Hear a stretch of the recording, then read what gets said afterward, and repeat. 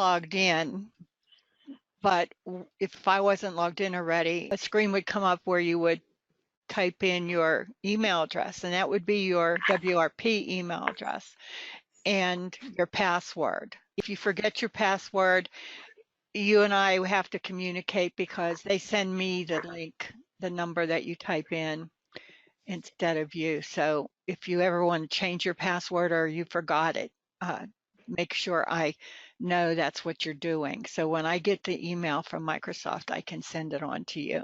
I would like you to use our branded email for any communications that you have to our clients, and even back and forth with each other. You can use it for other things if you want, but at least to do that. Let me go over this menu for a minute. We have Outlook. We're going to talk about OneDrive. There's a version of Word, PowerPoint, and Excel that you can use up in the cloud. It's not the full program, but it's enough that it would be all right for you to create documents that aren't real complicated. And SharePoint. We're just starting to get into this. The other different apps you can look at, they're there if you find a use for them. You can use any or all of them. We're going to open Outlook, and this is how you get to our web-based Outlook email program.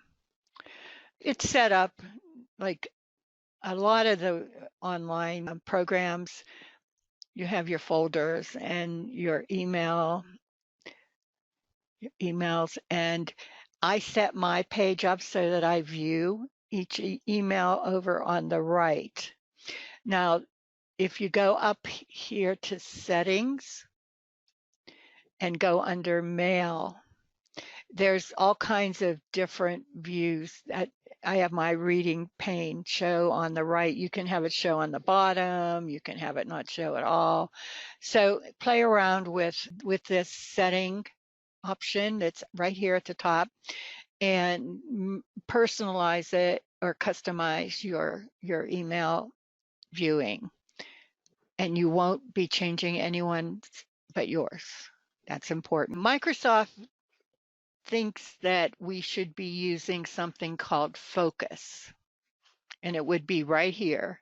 And what that does is they decide which emails should be seen first based on what they learn about how you're using your email program. I turned that off because it annoys me. I don't want to give control to Microsoft, so I changed it to just newest email on top and so forth. There's also something where you can have discussions be grouped, like if the same subject matter. Again, that confuses me and annoys me, but those options are there. If you want, you can talk to me about updating it and change it. You can filter, as you've done before, unread, any of these emails with attachments, and that'll bring up every email that you have an attachment for. I love this pinning of emails. This list gets really long, but if you're getting an email and you know how after you get so many, they get lost and you have to try to find them. Well, you can choose to pin it, and this keeps your folder, your message at the top of the page in that gray area. You can flag it, and it just turns that email a different color, so it'd be more easily found in your list. I like using that, but I like pinning stuff, and I go through that list every once in a while and try to get rid of a few. New message. You all have a signature block that I've added. Attachment is a little bit different because it's going to ask you if you want to browse your computer for the file or browse your cloud. If you pick browse cloud location, it will take you to your OneDrive, and your file could be in here that you want to attach. So keep that in mind. If the file is living on your C drive on your computer, then you would choose browse this computer to select the file. So it would take you to your C drive files. It has the same kind of like editing tools down here. And if you're working on an email and it disappears after a time, look for it in this drafts folder, and you'll find it here marked as a draft. And then you would open it and edit. And then you can continue. Don't think it disappeared on you, because it's there. They just don't like to keep it open. They want to put it away somewhere. Along with the inbox, there's a sent box, sent email, your deleted items, same as everybody. And then junk email. I look at this once a week or so just to make sure that nothing's showing up there that shouldn't. You can also make your own personal folders. Duggar InDesign, pretty good at having everything that you need. You can look at categorized too. You can get real into this by color coding different types of messages. I mean, I think all of you have used an email program similar to this online. This is called OWA. It's the Outlook for the web. It's not a full program, but it does enough that we're able to use it as our main email program. I'm going to segue into something here. I know that it's very annoying to have to check your email and there's nothing there. And that means you have to sit down at your desk, log in, open your program, and then nothing. There's a couple options that we can do. If you have an iPhone or an Android, but I know how to do iPhones, I can work with you to set up your WRP mail so that you can access it from your iPhone mail icon. And it can even notify you when you have an email. I tried it on an Android phone, and it should have worked, but it didn't. We couldn't get it to work. But there are instructions that are very easy. It looks easy, that you can access your mail through your Android phone also. I can get those directions to you. If you use Chrome, the browser, Google Chrome, there's an extension that you can add called Notifier. And you can set it up, just run the app and it'll set it up for you to view your WRP email account on Office 365. And it will notify you when you turn your computer on that you have mail. There's a little icon, a pop-up comes up, and then I have it loaded on here, Connect Notifier. And when you add it, you tell it which account that you want, and you see at the bottom, I got a notifier message that I've got new mail. And that means your WRP mail. There's this that pops up, and then you can look at your icon up here. I have a million messages, but if you're one that cleans out your email inbox, this will tell you how many messages you have. So if you need help setting that up, just call me and we can walk through it. I want to let you know that those are two ways that we can make it easier for you to check email. We really need you to check it, even though I know it's annoying when there's no mail there, but you will be getting more mail. And we only use the WRP address. So don't expect any WRP mail to come in to your personal email account because we don't double send. And if you have any questions after we're done or tomorrow or whenever, just send them to me and I'll figure it out with you.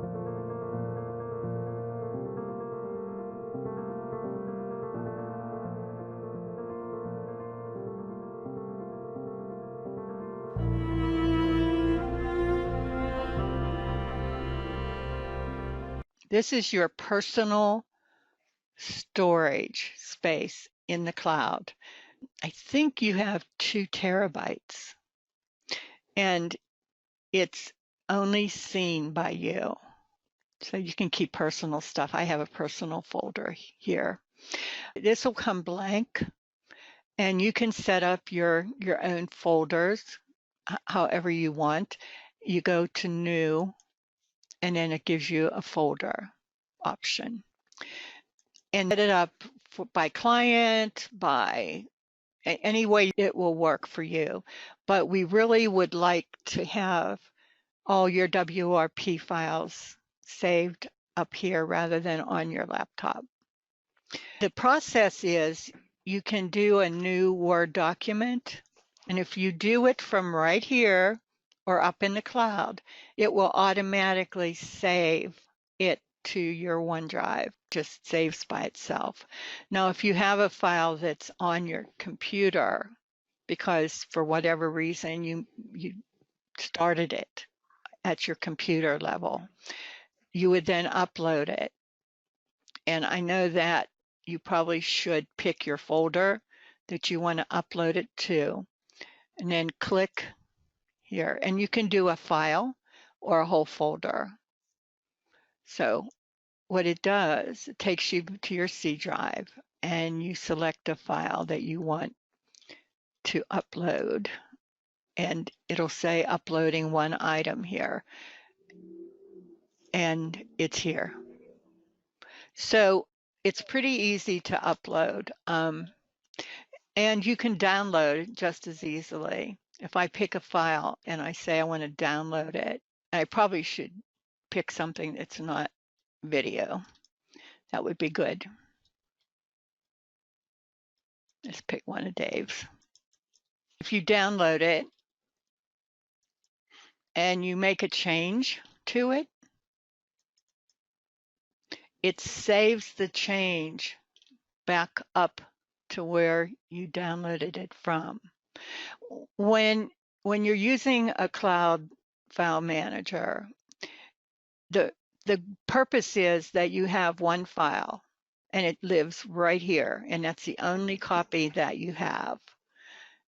So even though you downloaded it and you made edits to this, and it'll save it automatically if we watch long enough. So you can open a file, you can make a new file, you can share a file, and that's what we're going to talk about next, and copy the link. Those two go together. You can download it, you can delete it, you can rename it, you can move it. There's a folder here called shared. And these are files that are shared with me. You'll receive an email saying that someone shared a file, and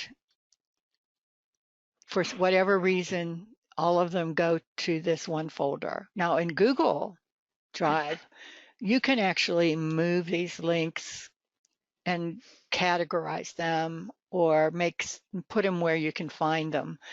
I'm sure Microsoft will be doing that soon, but until then, it's in the shared folder. There's one more thing besides sharing. You see this sync right here? You can actually sync your folder list to your C drive. I have on my C drive, OneDrive, Waste Reduction Partners. And if I open this folder, everything that was on my OneDrive is here. So what does that mean? It means that you don't have to log in to Office 365. You may have to put in your password to open any of these, but if I've got a file that I'm working on down on the C drive, and I save it or copy it over to one of these files that I have on OneDrive, you can just drag it and drop it without opening Office 365. But it is really neat because you have access to all your files without logging in to the main program. You may have to put some login information here, but it makes it a lot easier. Now, the last part of OneDrive is sharing. And you have a file up saved in the cloud, and you want someone else to have access to it. You select it, share button right there. You can choose send a link to someone, they can edit it, or you can send it to all the people in our waste reduction partners with the link, sending it to them. If you want to, you can send it to people with existing access or specific people. So if you're only going to send it to one person, you would select specific people. Also, you can choose to allow them to edit. If you turn this off, they can't edit it, they can just view it. And I'm going to do specific people, and I'm going to allow editing. And then you enter a name or an address. I'm going to put in J. Thompson at WRP. And then I can add another Bruce Elwig, not at Hotmail, this one. And Les Hewlett. You can add a message if you want. Now you can right here click and copy the link. That means you can copy it into your own list of email addresses in your email program. But this is really easy to just send it through here. And you're going to send. Okay, so you'll see in your email after we're done here how that works and what that email looks like. People who work together on teams find that helpful because if they're writing a report together, you can share it with that other person, let them edit, and they can be typing in it as well as you. You can both be in the file at the same time, and all the changes will be automatically saved. Well, keep in mind, though, that the main thing we want is that your work is saved to the cloud. So we can free your laptops and computers from WRP stuff. Make your files the way you want it, what works for you. I have a lot of folders, but I also have a lot of just garbage files that I have to do something with one of these days. And you have a large saving area. Keep in mind that OneDrive is only viewable by you. I can't even see it. And the only way people can see a file is if you share it with them. So if the opportunity comes that you think you should share with someone, you can follow the instructions that we just talked about. I wanted to show you when you're in OneDrive and you have a file that you want to open, pick this one, you get to choose whether you want to open it in a browser, that means up in the cloud, or if you want to open it in your app, and that would be your app on your computer. So if you want to open it in your program on your computer, your hefty one, it opens it, and it's opening it on your C drive now. And as you make changes, the changes will be saved up here where the file was found to begin with. There's nothing in this document, but if there was, and I made a change, and if we go to OneDrive, and I open that document, there it is. It used to be blank. Okay. And it also said who my name's there. How neat.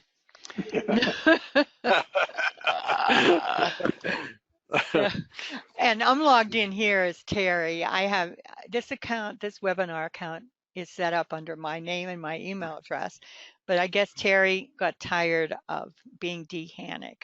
So he somehow renamed it. He renamed it, and now if you look, now you're Terry. I'm Terry. Yeah. If somebody screws it up, they'll know who it did it. I know. And I'll also tell you that we have GoToWebinar a year subscription. If you ever have a need to set up a meeting with 1, 2, 3, 4, 5, 10 people, you can schedule a meeting using this instance of GoToMeeting. Have you ever done that? Yeah, I've used that before. Yeah. If it makes sense for you to share your screen and talk about something that's would be helpful, please get in touch with me.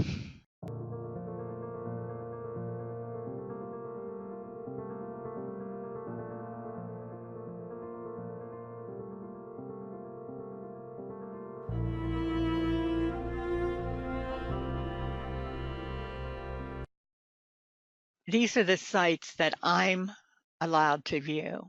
Ag Plastics, we have a WRP home, which is everybody's allowed to see that. This group was set up for just a project, and this is Jan Foster's industrial waste file. Say, for instance, Ag Plastics. There's a list of people who have access to this.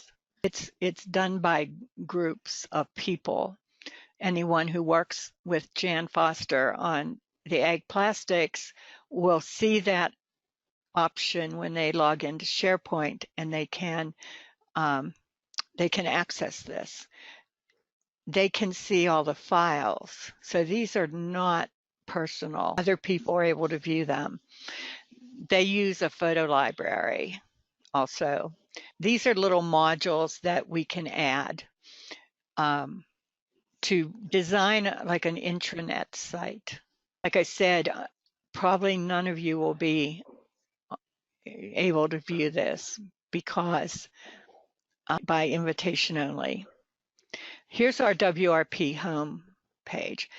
Right now, we only have documents up here. Terry's wanting to share documents. So you can, everyone has access to this. Everyone can upload, everyone can download. Terry said to look under marketing. He has a lot of photos here, branding photos. You can look at them,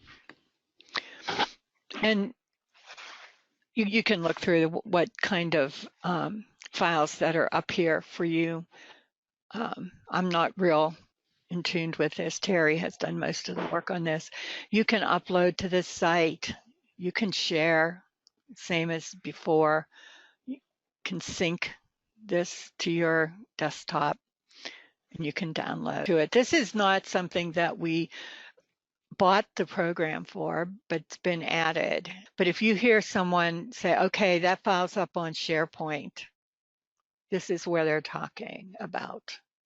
And this is how you access it, is go to your cube and pick SharePoint. Okay? Any questions? Steve, Bruce here. On the SharePoint, is that just the admin who adds stuff, or can other members add stuff? The admin sets up the original modules, like Mm-hmm. the documents, but after that, anyone who's on the group list, which is everyone who has a WRP address, can change anything. You can download it. You can change it. You can rename it. You can do whatever. Okay.